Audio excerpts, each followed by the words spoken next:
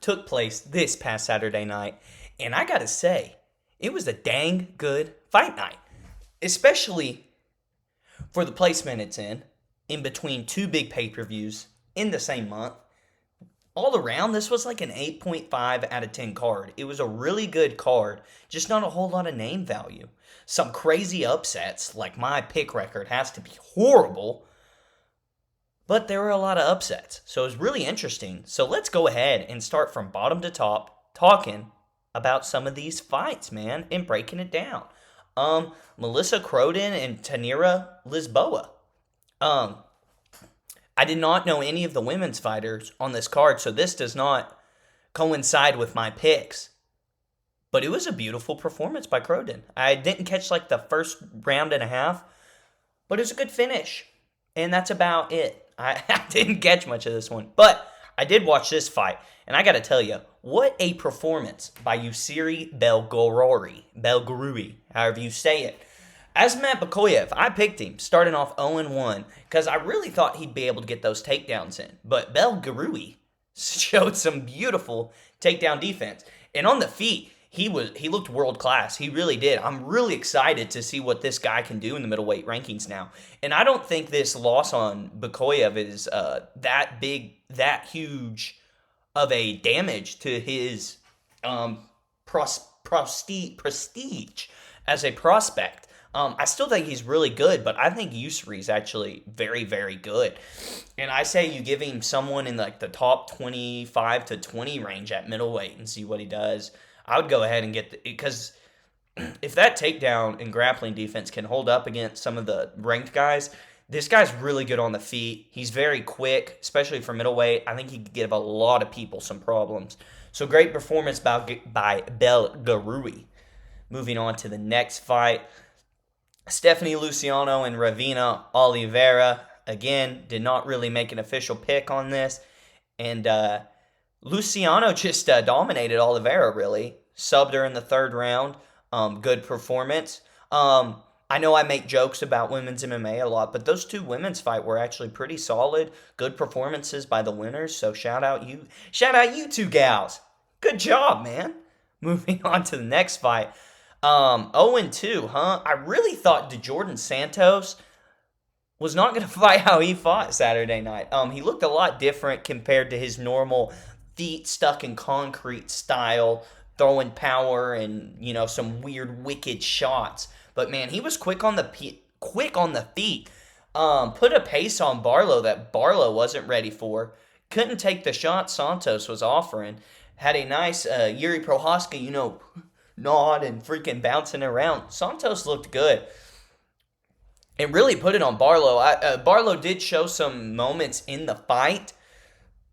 You'd kind of get excited and think he's coming around with a counter to possibly put Santos' lights out, but it just didn't happen. Good performance by DeJordan Santos. Honestly thought he was really bad, but looked actually pretty impressive against Danny Barlow. So, 0-2. God, all the underdogs on this card. Moving on to Bruno Silva, Hyung Seung Bak. 0-3. This is a bad weekend for me. Nevertheless, though, beautiful performance by Bruno Silva, getting it done in the third round. I really thought Park would be the one to put the pace on Silva, but Silva did exactly the opposite of that and put the pace on Park. Broke Hyung Seung Park's jaw with a wicked shot. I think it was I can't remember which shot it was, but I was actually really impressed with Bruno Silva's performance. Showed that he really is a top 15 guy at flyweight. What else about this fight? I mean, he just put it on him. Hung Sung would get back in the exchanges and throw and land here and there, but Bruno was just one step ahead of him the entire time.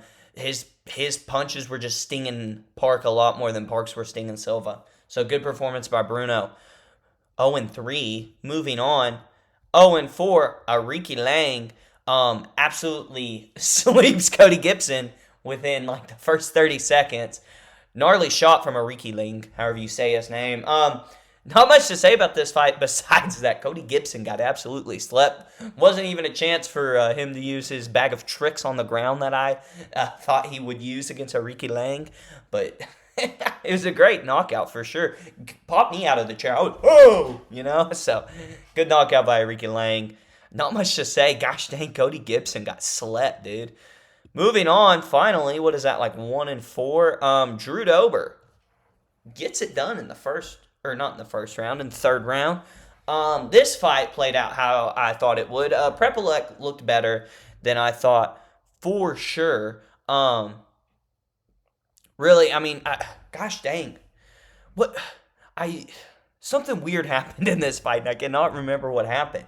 Gosh dang, I'm sorry. I had a busy weekend watching these fights were a monstrosity of a task, I may say. Nevertheless, gosh dang, I'm not even going to pretend, man. I can't remember hardly much what happened in this fight besides Dober rallied on and had a nice marauding third round KO. So let's just go ahead and move on before I look like an idiot.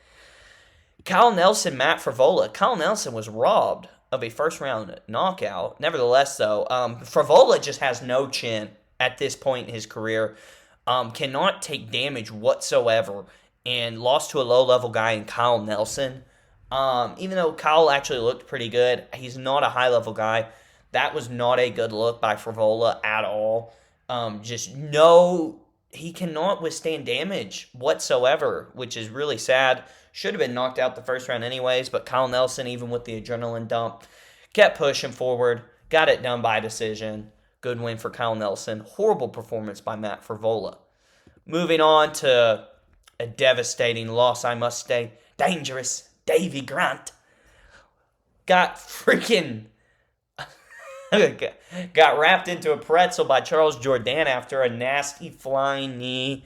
I mean, Jourdain looked pretty quick and crafty out there on the feet, man. He showed, I don't know if maybe it's Grant's age got to him finally this fight, but Jourdain just looked way more powerful, quicker, and composed in those situations. Like, Davy Grant looked good, too. He looked like Davy Grant, but Jourdain's explosiveness and crazy shots coming out of nowhere really did wonders for himself this fight. And Jourdain looks good at bantamweight. I really thought Davy Grant would get him. If you can beat Davy Grant the first round at bantamweight, I think you're doing pretty good for yourself. So Charles Jourdain may be someone to watch out for at bantamweight moving forward. Moving on to Manon Fiorot versus Jasmine Jasdavicius. I was right. Early knockout by Manon Fiorot, able to negate the grappling exchanges, and a good counterpuncher. That's what I said in the predictions video. And I nailed this one after pretty much all the other ones being wrong. But yeah, Fiorot, I really, honestly, I think she could beat Valentina. I think it's just like the Valentina mystique is what keeps winning these fights for Shevchenko at this point in her career. Because I think Jasdavicius is actually pretty good. But I think Fiorot's very good. Yeah.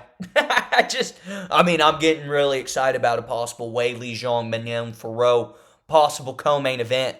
Just want to leave that there, guys. You know it. Moving on. Amian Zahabi robs Marlon Chito Vera. I'm officially calling this a robbery. Chito did way more damage. I know the optics didn't look good, but he won round 1 and he won round 3. He did more damage. I mean, besides round 2, maybe I'm being a little biased just because I don't like Zahabi. I don't like his style. It's weird. It's weird to watch. He's good, though. A good fight, honestly, but Chito is just not, he tries to be too technical, and he needs to walk down his opponents. He doesn't move his feet a whole lot. If he wants to win moving forward, he has to go back to old Chito Vera and walk down his opponents. Amian Zahabi called out Sugar Sean O'Malley.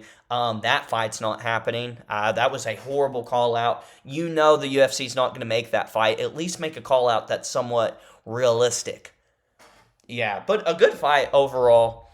But Chito just is not himself anymore. He has to start walking people down. That's how he wins fights, and he's not going to win. Even though he looked pretty decent in this fight, he's not going to win fighting that way moving forward. I just don't see it. All the other guys in the top 15 at bantamweight are either going to take advantage of him being so flat-footed and not moving too much and take him down and strangle him. Chito's not the best on his back. Or they're going to do what Zahabi did, in and out, quick, straight, basic 1-2s, get in tight with a hook, dirty boxing, beat you up from you standing so straight up and not really marching anybody down. So I think Chito Vera really needs to go back to that old 1-2 Marad style. You know what I mean? Moving on to Mike Malott getting the decision win over Kevin Holland. Kevin Holland, if you've seen his tweet from today, is already milking the so-called groin shot. Now, he said he was getting an ultrasound for his nuts. Nevertheless, his testicles were apparently damaged.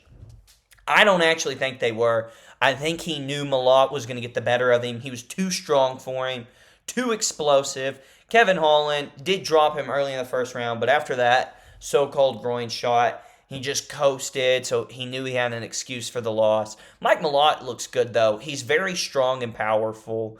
Has pretty solid defense on the feet. It's hard to counter him. I know he did get dropped in the first round, but I still think that can only get better and something not too hard to improve on. But his wrestling and grappling offense looked phenomenal. Had Holland in a lot of bad situations, but Holland was able to survive.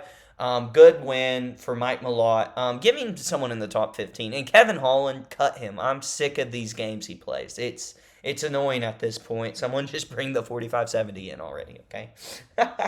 Moving on to the main event. Brendan Allen defeats Rainier de Ritter. Amazing performance by Brendan Allen. Really, I thought this fight would play the exact opposite. I thought there was a chance maybe Brendan Allen was really aggressive coming out and maybe got round 1 or 2 on Rainier, and then Rainier would take over and just maul Brendan Allen. But that's exactly the opposite of what happened. Brendan Allen looked not too great in the first round, but I know RDR said he had norovirus and some other issues, but man, Brendan Allen just mauled him. This was the card of the underdogs for sure. I think he was like a plus 300 underdog or something, but my goodness, just his transitions on the ground. I don't know if maybe Brendan Allen's density maxing a lot harder than we think, but RDR was gassed. He literally quit on the stool and did not want to be in there with Brendan Allen. He landed some nasty elbows and ground and pound shots. Even though this was a grappling fest, he really worked in those dominant positions. And even RDR, when he was in dominant positions early on, was working for submissions, landed a tad bit of ground and pound on his own. But Brendan Allen was just able to smother RDR, had beautiful transitions, and just looked one step ahead about every exchange, barring that first round. And RDR quits on the stool, or I don't know. It was a weird finish. But, man, Brendan Allen looked good. I don't know. It's one of those where I don't know if it's actually Brendan Allen is real or if RDR just had a horrible performance. So, I don't know. It's going to be interesting to see what both these guys do next in their who they'll be booked up with next in their next fight, because this was an odd one for sure, but Brendan Allen gets the win. A win is a win is a win. Shout out Brendan Allen. But you're kind of soy for representing Canada all of a sudden. Pretty soy, not too based in my opinion. I'm just kidding. But guys, did horrible on picks. I'm not even going to read the record out. But exciting night of fights in Vancouver. I enjoyed the main event. I enjoyed the Zahabi Cheeto fight. And a lot of them undercard fights, we had some phenomenal finishes and just nice, gritty performances coming out of those guys. Crazy underdog wins, and you can't get too mad about that, man. That's always exciting to see. But nevertheless, this week is UFC 321. So either Wednesday or Thursday, the prediction video will be out for that. I will be dropping a video tomorrow. Surely it'll either be UFC 321 related or a ranking video, something like that. I don't know. But yeah, guys, let me know in the comments why my picks were so bad. Please subscribe to Cino MMA. If you've watched the video this far, thank you. I love you. May God be with you. May God bless your families. I'll see y'all in the next video.